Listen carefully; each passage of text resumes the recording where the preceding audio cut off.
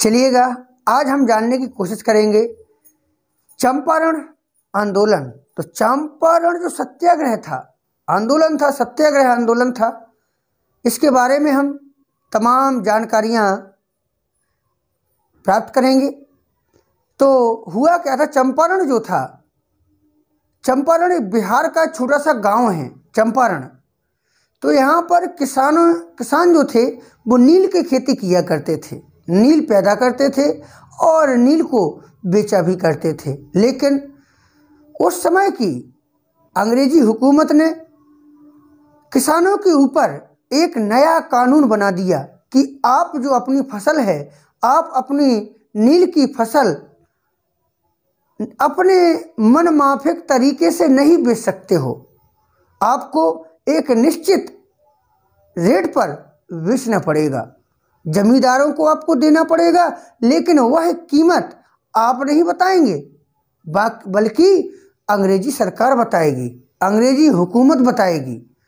तो हुआ क्या, चंपारण के जो किसान भाई थे उन्होंने महात्मा गांधी के बारे में सुन रखा था। महात्मा गांधी उस समय दक्षिण अफ्रीका में सत्याग्रह आंदोलन चला रहे थे और उनके सत्याग्रह जो आंदोलन थे उनके बारे में बहुत कुछ सुन रखा था चंपारण के किसानों ने। तो हुआ क्या, तो उन्होंने गांधी जी को भी आमंत्रित किया कि चंपारण आएं और हमें इस समस्या का निदान बताएं, कैसे हम इस समस्या से निपटें। तो गांधी जी 1917 ईस्वी में राजेंद्र प्रसाद और जेबी कृपलानी और महादेव देसाई के साथ चंपारण पहुंचे। चंपारण कौन कौन पहुंचा, महात्मा गांधी, राजेंद्र प्रसाद, जेबी कृपलानी और महादेवी देसाई, ये सभी लोग 1917 ईस्वी में चंपारण पहुंचे।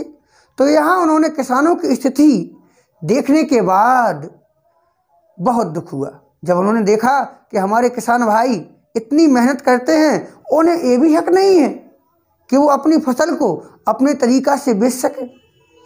तो सरकार गांधी जी की कार्रवाई से घबरा गई। जब गांधी जी ने अपने हिसाब से उसको डील किया, देखा, तो सरकार जो है, अंग्रेजी हुकूमत है, भयंकर तरीका से डगमगा गई। देखा कि कहीं कुछ और ना हो जाए, ठीक है, तो उन्होंने चंपारण छोड़ने का आदेश दिया गया। गांधी जी को आदेश दे दिया गया कि आप जल्दी से जल्दी चंपारण को त्याग दें। परंतु गांधी जी ने आदेश की अवहेलना की, नहीं माने गांधी जी अंग्रेजी हुकूमत को कि भाई हम ऐसे अपने किसान भाइयों को छोड़कर जाने वाले नहीं हैं। तो अपनी गतिविधियों को उन्होंने बराबर जारी रखा और सरकार ने जनता के आक्रोश को देखते हुए, जो सरकार थी, तो सरकार ने देखा कि जनता तो उग्र हो रही है, जनता तो क्रोधित हो रही है भाई, तो उन्होंने देखा और अपना आदेश वापस ले लिया, अपना आदेश वापस ले लिया। इसके बाद किसानों की स्थिति की जांच के लिए एक समिति बनाई गई।